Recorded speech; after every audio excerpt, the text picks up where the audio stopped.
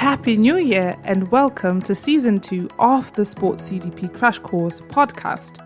Due to popular demand, we are bringing you more interviews from industry experts, thought leaders and women in sports. So without further ado, let's meet our guests. Our next guest is a sports and media leader with over 20 years of expertise. Nick Meacham is the CEO of Sports Pro Media, a publisher, advisory and events business driving the digital transformation of global sports. Nick is also the host of the Streamtime podcast and a senior independent director of the British Volleyball Federation, among many other things. Today, I sit down with Nick to discuss his phenomenal success in the sports industry and also to get insights into sports industry trends and so much more. Nick, welcome to the podcast. Great to be with you, Lorraine. And gosh, hearing that I've got 20 years experience, which I know is factually true, really makes me feel old. So thanks for reminding me how long I've been doing this for. I think that age is like, but in my country, for example, in Botswana, being older is such a privilege. It's a thing that people wear with pride. And like, my mom's only 51 or something like that. And she's always like, I'm old. And she just wears it with so much pride. I think once you get over the fact that you're getting older and realize that it is an asset to experience things and to take those experiences and learn from them, I think you can learn to accept it a little bit easier. But I have peaks and troughs as my birthday's coming closer that I start reminding myself that, age is moving quicker, the years are moving quicker than I can remember from my younger years. So anyway, good to be with you. So before we begin, we like to start off our sessions with an icebreaker. Are you ready for an icebreaker? Sure, born ready. What's your favorite quote, expression, or motto, and why is it your favorite? I say I'm born ready, but I had another one lined up, and I have completely forgotten what it was. But I have a couple of others in my back pocket ready to go. One that I look at, which can work across a few different scenarios, is my mum used to tell this to me growing up, and that was, tell me who your friends are and I'll tell you who you are. And I think that does say a lot. I've got a couple of kids and makes me think about, the type of environment you give them. But equally, I think in business and in society and in life, as you get older, it still reigns true, right? That whoever you are around, whether it's who companies you work with, the colleagues you have, etc., that says a lot about the person you are or want to be. So I find that's a motto that I keep thinking about. Another one, which is a little bit different, but I kind of remind myself of this. Again, another one I got when I was a kid is tomorrow, not today. That's what the lazy man says, is basically another one to remind myself that if I'm leaving things to get done, crack into gear and get it done, because lazy people will always say, leave it for another day. I'm stuck on the one about tell me who your friends are and I'll tell you who you are. Because I've always kind of struggled with that. I'm not going to lie, sort of trying to apply it to me and sort of looking outside and being like, what is this reflecting about me? Because a lot of people are quite ambitious. So then if you are surrounded by people who aren't necessarily where you want to go or what you have for the vision for your future and that kind of stuff, then it's a bit like, what is my current circle saying about me? Yeah, I think the way I look at it is it's more conceptual, right? So maybe you're in an environment that isn't best serving who you are. It might be a good environment still, but if you are really ambitious and people around you aren't ambitious at all, then is that going to foster the best environment for you to see out your ambitions? And if it's not, then you should at least be aspiring to be around people who are like the person you want to be or are, so they can really foster the environment to give you the best chances of success around your own goals. So yeah, I think it's a bit of it depends on your scenario situation. I think it's more of as much as an aspirational thing as what it is now, because it doesn't mean that, well, this is your friend group now, then that's it. That there's nothing else that you can do about it. More, it's like if you have a situation where you think, okay, maybe I'm not getting the most out of this, it's time for me to do something about that. So I have the environment, the work, the group of people around me, or the situation that is getting me closer to where I want to be. I guess it's about becoming more intentional with what you want, is what I'm hearing from you. And speaking of Sports Pro Media as well, and what a huge 12-year journey you've had, can you tell us about how it all began and where you are now with Sports Pro? Sure. Well, I came to the UK about 13 years ago from Australia and really struggled actually to get work at the time. I was previously in publishing and in the sports event space in Australia. I moved over and could barely get any work. I think my first job in the UK was a minimum wage, £6 an hour, running a Portuguese bar in South London. But then I got a chance eventually to get into the media space and quickly into the Sports Pro. And at the time when I joined Sports Pro I think it was less than 12 months into its existence, so very early stages. And I came into their commercial team basically to help them or to work in advertising sales or commercial sales. I'd done some of that in Australia, so it wasn't too big a step for me. And also had a degree in sports management and events management and had worked in both sports and media. So it was a nice fit. When I joined, it was a magazine business. It didn't really have much of a digital footprint or platform at that time.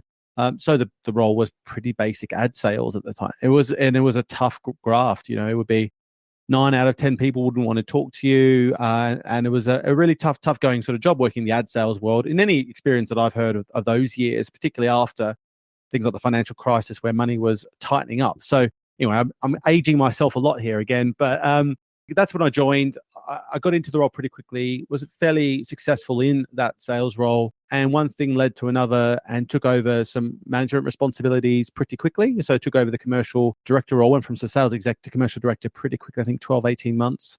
And I was actually going to have to leave the country because I didn't have the right visa. I was only on a 2-year visa, but the company was able to sponsor me. It was the first time they'd sponsored anyone, and that was in the whole parent company. And equally, it was really complicated back then. It's a lot easier now, but it wasn't back then, and it cost a lot of money. But luckily, they sponsored me to stay in the country and to work for the business, and I've been working for them kind of ever since, and took over running the company, I think, about a year after taking the commercial director role. And sort of we've been growing that business from being a print first business to print and digital to an events, print and digital, and now being digital and events, but doing a lot more of everything now. We've grown from when I would join the company probably about, I'm going to say 10 to 12 people. And then even as recently as before the pandemic, we were just under 20. And fast forward to now, we're over 43, 45 people in the company. So we've grown a lot through the pandemic, and it's been a bit of a whirlwind few years, that's for sure. And you're saying that you in the beginning it was mostly just print, and now obviously it's like super digital, and you guys have a strong emphasis on sort of global and international sports versus just local and regional. What was that journey like, sort of transitioning from just the print and sort of local, or did it always have that vision of we want to be a global sports business in that sense? Sure, it's a good question, and it's quite nuanced. I think at the time, the earlier stages, there was a decision made, particularly editorially, that the magazine, which we think at the time and for many years after was the market leader in its type, but it was a very long form magazine, thousands of word, multiple thousands of word articles with interviews with big time executives and digging into their stories as well as their company stories. So really long form, that stuff has a long tail that could be read 3 or 4 months later and still have loads of value to the readers, and targeted towards really the C level of the industry. The digital side of the business then was very news focused and very much on the immediate stuff. So when it did shift to digital, and there was a newsletter and all those things that you would think are pretty bread and butter these days, we will focus on largely just the news, and the features and long form content was reserved for the magazine, the premium product. And so what we had to do over time is transition both ourselves and our methods of distribution to go from long form only sitting in the magazine to shifting that to being much more prominent on the digital side and the website in particular. And so that was something we did over the coming years, became more and more part of the strategy. And then we started repurposing a lot more. So a lot of the features that we published in the magazine would be available online.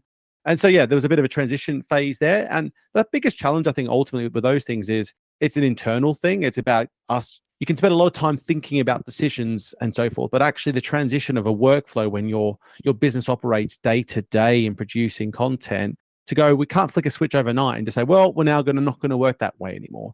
You've got to change the mindsets. You've got to change the processes. And that can be quite difficult. I think probably definitely more difficult than I probably took for granted at the time when we were trying to do those things and shift even into events as well.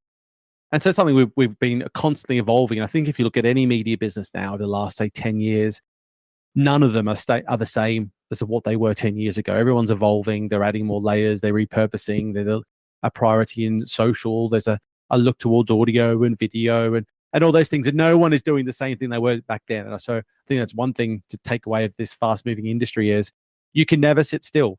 Even if you have a focus on where you want to get to in a few years' time with what your business looks like. I almost think it's a bit foolish to be too focused on that and just go. You've got to sort of have the direction, but be ready to roll with the ebbs and flows of consumerism and the media trends and test and try a lot of things. And would you say that sort of being able to ebb and flow, being responsive to the market is one of the reasons that Sports Pro is as successful as it is right now? And if so, what other sort of strategies would you say have really helped Sports Pro with, from the internal decision making to actually executing and really being a market leader in that sense?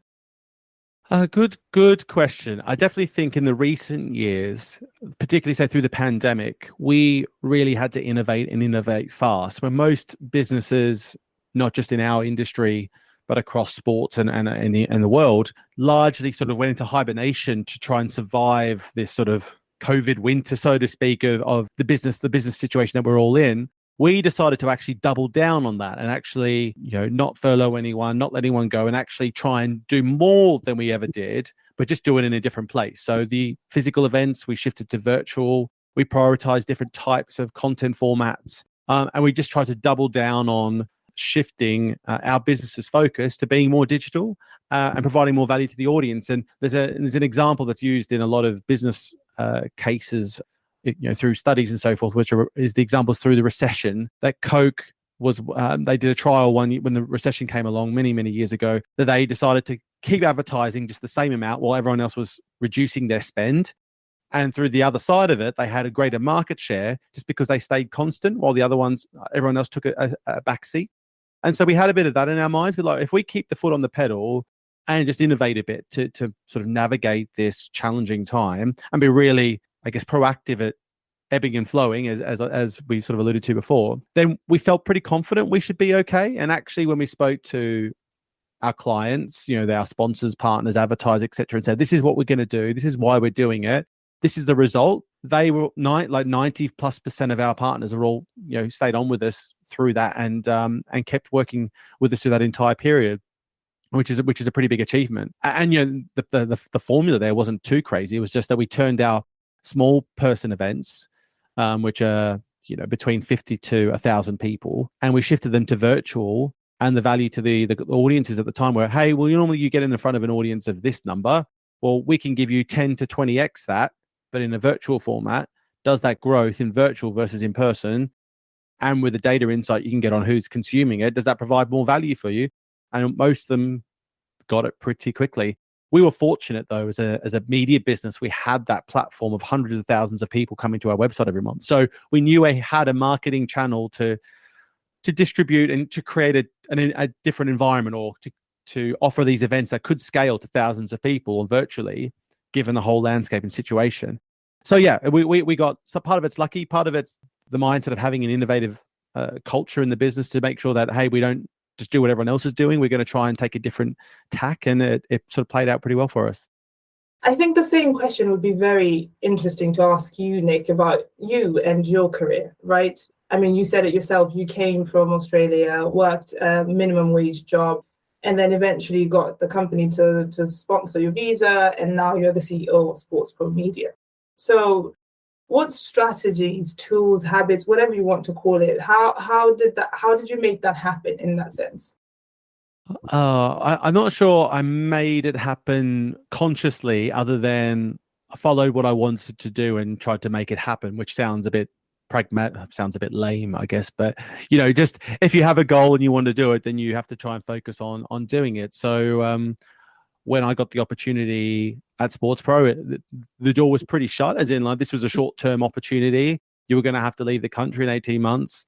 They just said, well, come on, let's see what happens. And they weren't guaranteeing anything. So you do have to take a few chances here and there. Like I think quite often you can have situations where, I don't know, it can feel like a risky move to say change jobs or change countries or change friend groups or whatever it might be. But in this instance, I didn't have a lot to lose because the writing was on the wall that I'll get kicked out of the country. I'll get a call from the Home Office at some stage if I hung around. And I like the fit. I could see where I could provide value to my situation at the time, and I thought I could be good at what they needed. So sometimes you've got to just back yourself and trust that it's worth taking a risk every now and again to see what happens. In terms of how I've been. How sort of my success with the business as a whole has come about and how that's felt. I don't know what everyone else feels like, but when I've been in management positions at a few different companies in my earlier stages in career, very early on, quite young. And I think the older you get, the more aware you get. And so what I mean by that is I was more aware of the challenges that come in management and leadership roles and having to bring people along with you and like making a decision's one thing, but then to get everyone on board, and if you need to transition people's thinking, that's really tough. And I think something you can never say you're great at. It's a constant evolution, something you've got to work at. So I think I've just learned a lot, and I ask a lot of questions. That's the other thing, is I ask loads of questions, particularly when I've started jobs or worked at companies. I mean, even when we started speaking before I came on, I started asking you a bunch of questions more than they didn't give you a chance to get a word in. But I do think asking a lot of questions. I remember now, that was actually my original motto that I was going to go with, was to assume makes an ass out of you and me. And and that's something I actually do believe in, is like, it doesn't hurt to ask more questions and know the answer rather than guess it. And that's something I've done a lot through work, and that's whether I'm talking to the shareholders of the company or people in the team. Just don't be afraid to ask questions, or of course of people outside in the industry. Yeah, ask a lot of questions. That's always been a mandate of mine ever since I started working. Awesome. And I'm sure on the flip side of all the sort of the success and what you've been able to accomplish, I'm sure you've made some mistakes along the line. Do you remember any kind of big mistakes or failures that have really helped you kind of change your mindset for the better, or something that started off really bad, or you thought it was bad but ended up quite good?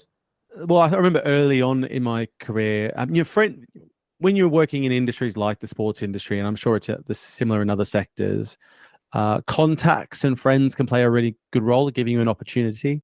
I do remember when I was given a chance to interview with a pretty big company in Australia, what I thought was just catching up with someone to meet them, to connect with them, to potentially have an interview. Turned up, I didn't ask those simple questions like, is this actually an interview, or is this just us catching up to meet each other? And turning up completely unprepared, poorly dressed, and all those sorts of things, and basically screwing up my opportunity before I even got a chance. So that was the first moment, because I was like really excited about this company. Well, it was basically IMG, which is obviously one of the big agencies, and was a pretty big player in sports in Australia then as well.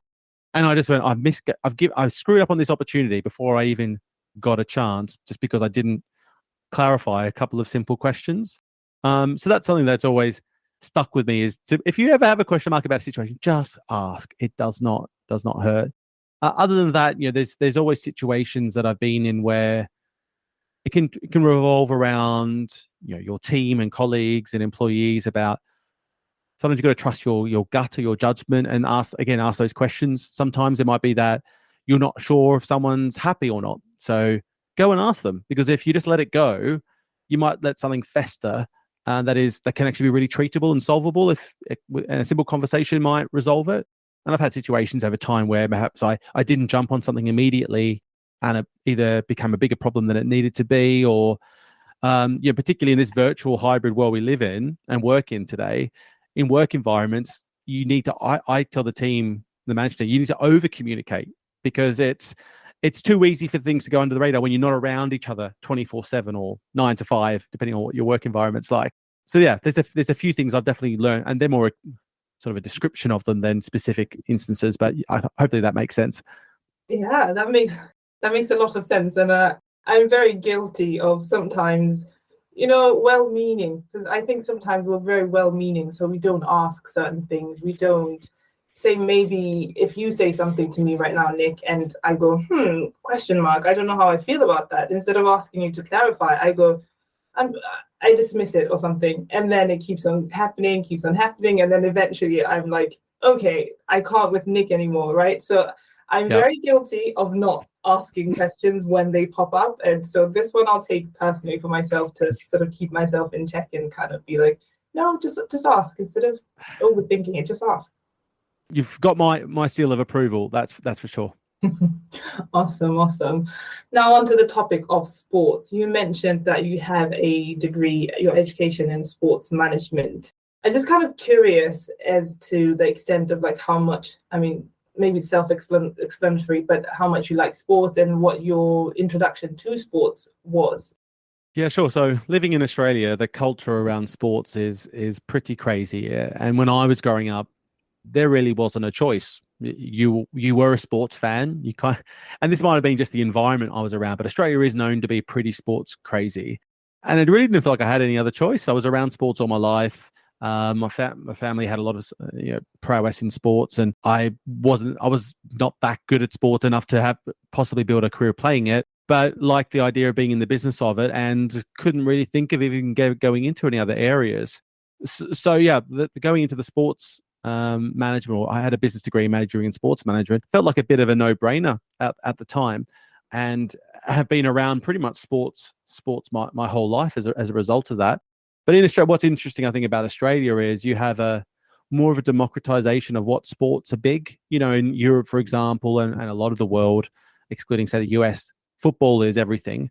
And then there's football sits in its own tier, and then everything else sort of sits underneath. Whereas in Australia, there's probably like three sports that sit in that top tier, but then there's a few other sports that sit pretty close to it as well. They're both lucrative and commercially solid for a market that's only 25 million people. So Australia's always been, I think, quite ahead of, like, pound for pound or of its size, really front and center of what the industry needs to be following and watching. So I've always been really impressed looking back, and even now since I've lived in the UK, to see what Australian businesses are doing. That quite often they're market leading, right up there with, say, the US, which is normally considered 5 to 10 years ahead.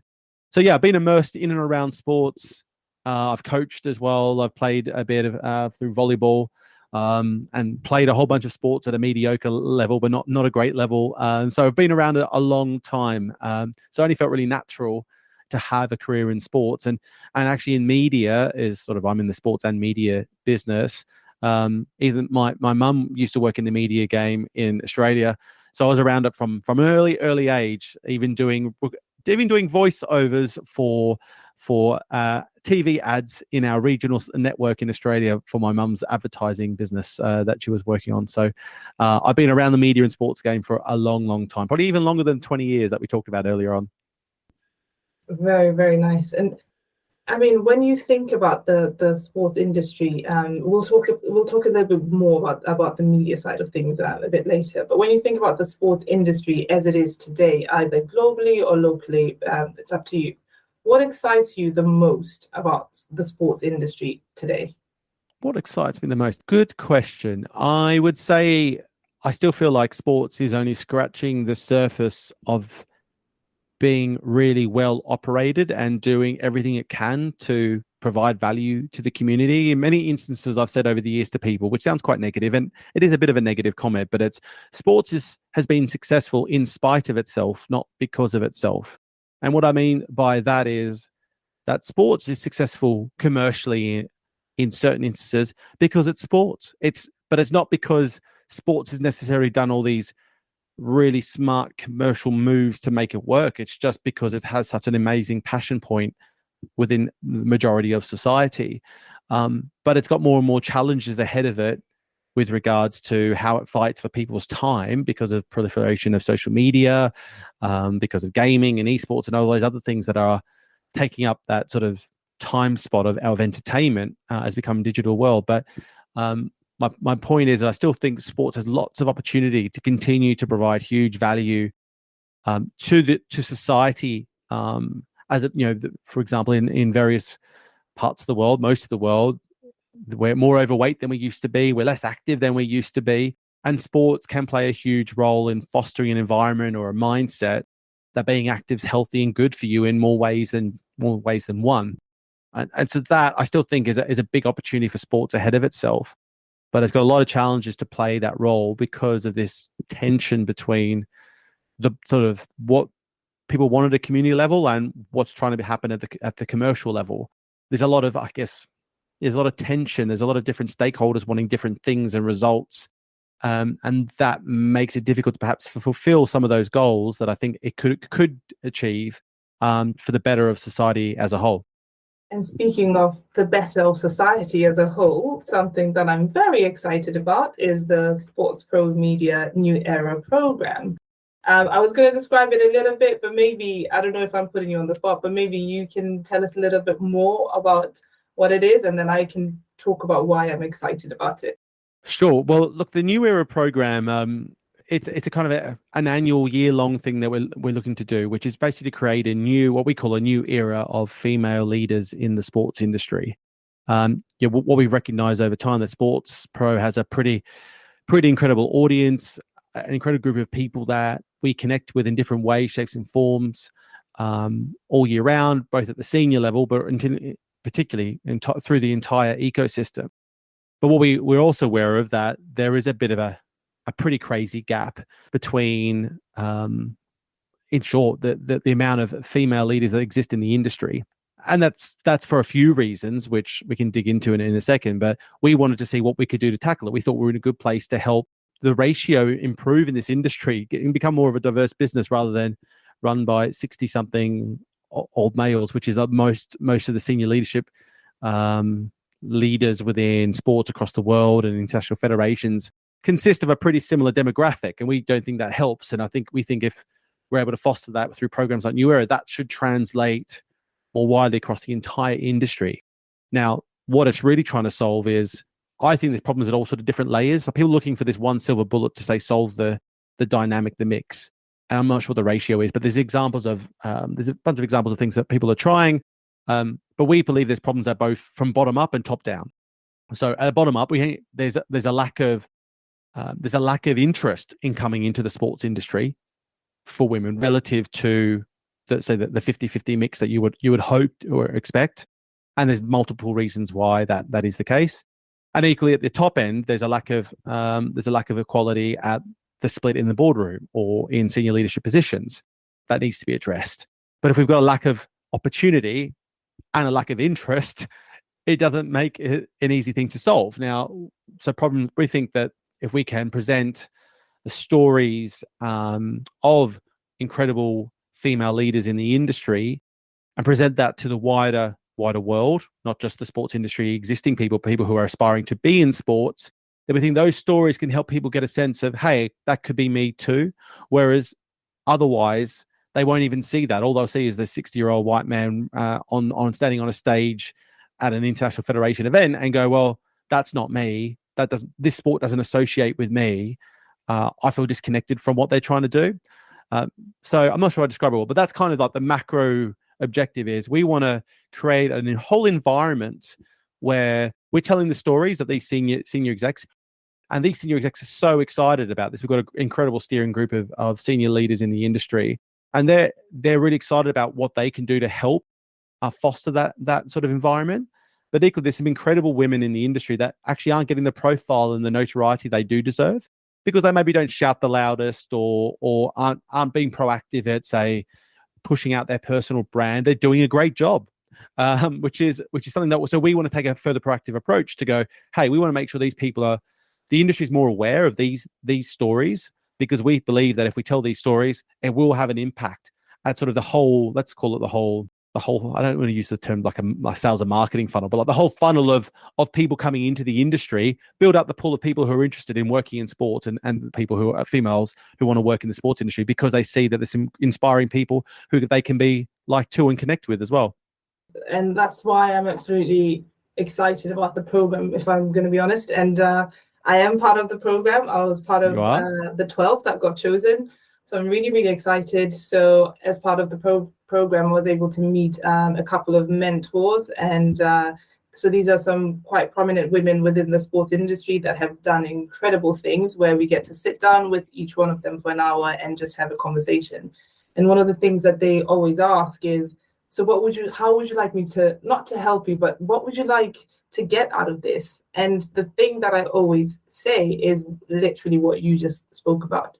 The fact that I come from Botswana, and I'm very proud of where I'm from, but I did grow up with limited exposure. So I don't know, you only know something is possible if you've seen it before, right? Unless you're like the daring type. And I was always kind of cautious, like needing to see it first in order for me to then aspire to it. And that's what I say to them. I'm like, if you tell me your story, I'm able to then see all the different possibilities and all the things that I can do as well, all the things that are available to me and all the things that are within my power when it comes to how I want to shape my career in that sense. And so I think that's a very, very important thing, where that representation, that seeing yourself being reflected is so, so important. And so I'm really excited to see what the year holds for not just the program itself and me, but just for everyone else, like, because another class is going to come next year, right? So it can only get better from here, really, I think. Yeah, absolutely. It's an annual program, as you've alluded to there, and I think just that storytelling bit does make such a difference. You know, I remember speaking to who's now the ex-commissioner of the NWSL, Lisa Baird, who was also CMO at, I think, Pepsi previously, if I remember correctly. And I asked her about her trajectory and her story about how she got into her roles. And what she said was quite surprising, is that she felt no challenge or no issues with being a female in the industry in her journey. And then others I've spoken to have said they had to become a bulldog. They had to fight their way through. They had to become a different persona to compete with those personalities in different environments where they wouldn't have had a chance unless they really became almost another alter ego to try and stand out from the crowd, so to speak. So again, hearing those different stories, you can start to get a sense of, okay, do I have to do it one way, or is there an own way? And I think I always feel that just generally doing it your way, doing it the way that suits you, is going to be ultimately the best way to be successful longer term. And so hopefully these stories that these incredible female leaders are going to be presenting and sharing in both mentor groups with people like yourself, but also with the wider industry, and what our program will be showcasing, will allow people to understand that there isn't just one model, one type of person. Everyone can really be successful if given the opportunity and if really driven to do it. So yeah, we're pretty excited about it. It's something that we are really focused on. In every single conference we run, we are laser focused on how do we make sure our audiences and our delegates and our speakers are all as diverse as we possibly can be. Some industries it's really difficult, others are much easier because it is a more balanced environment. So it's something we are looking at all the time, because we think there's a real appetite in the industry to make change, and I think that's really important. It's not fighting against a brick wall here, but because I said there's no silver bullet here, there's no one solution. We've all got to do a little bit to try and make headway in this space. And I think the growth of women's professional sports is now becoming firmly part of the conversation, and that in itself will be another reason why I think you'll start to see more appetite, particularly at the bottom end, for people who want to enter the sports industry, because they're able to see and get excited about women's sports as a whole. I think that will filter down through the business side in the not too distant future. Absolutely. And I think it ties back to what you said earlier about what sports serves at a community level and the commercial side of things. And I think that women's sports is a very good example of how you can sort of strive to get the balance between the two, right? Because traditionally, and still today, most investment will go to men's sports, right? I think it's about like 0.4% of all investment, but these are probably old statistics now. But whatever the improvement, it's probably nowhere near like 5% or something like that. And just seeing that you can have that appetite for the community side of things, of just we all want an equal opportunity to be within this beloved industry and to be active, but also we can bring money as well, right? So realizing that it's not that you have to sacrifice one for the other, but you can actually find that balance and really keep on pushing the envelope in those two areas. And I think women's sports is a perfect example of this. Completely. I would just add that you're absolutely spot on. And what I'm hearing and seeing is a lot of, say, like consultancy businesses. Like there's businesses like Two Circles, which are, data management consultancy business in sports. I know that most of their business right now is coming from sports properties looking at women's sports, and they are, they're growing substantially in their business. But all of the major sports properties are doubling down their investment of time and resource into working out how they grow the games or grow the sport and the women's side of the game. So it's definitely a priority for a lot of sports properties. It will take some time, but movement is happening. And there are things like big brands that are getting on board, and there's broadcasters getting on board. And whilst the immediate ROI might not be measured in the same way, I think they're all really excited about the growth. We had Sky Sports speak at our latest event in the UK sports broadcaster about the Women's Super Leagues, the WSL, and they've had 70% growth in their audiences year on year. And I think it's something like 170 for over the 2 years. So they've had huge growth in their audience year on year because the appetite is growing substantially. And what's really interesting, I think, in women's sports is that some of the data they looked at showed the majority of audiences for the live sports and the highlights were male still. So even women's sports properties, even netball, which is, it's a largely considered women's sport, most of the audiences that they're seeing across digital channels are still male, which shows, again, a huge amount of opportunity to try and get that balance to become more attractive to women to watch the sports themselves. What it was on a contrast was anything around the behind the scenes content. So your equivalent of your documentary series, Drive to Survive, that sort of stuff. But for the WSL, was something like 85% female to 15% male. So it shows that there is a real appetite and interest from women to understand the sports and the journeys of the athletes that are playing and involved with the sports.